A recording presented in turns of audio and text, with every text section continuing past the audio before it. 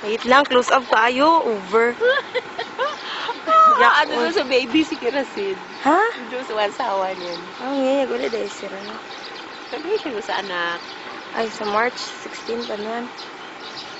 Bali, nalipay ka sa pagkahulog sa sakyanan. Ano masasabi? Oo. Alam mo kung ano nangyari? Nahulog sa sakyan ni Kuya Mike. Ni Kuya Mike. At ito, nagpapatunay na hindi ako nakahulog. Si Kuya Mike ang driver. Alis ka dyan. Alis dyan. Alis dyan. Kasta po.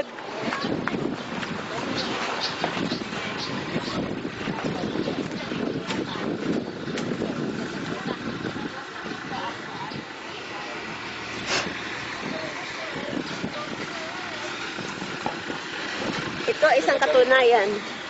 Nasa sakyan na nahulog ni Abdul Malik. Hindi ko alam kung bakit. Kasi naka-shade siya. Tapos sarado pa ang mga bintana. Tapos nagte-text pa siya. Paano hindi siya mahuhulog? Mabuti na lang hindi kami diretso sa Kidapawan. Kung nagkataon, malaking himala. Sige, replay.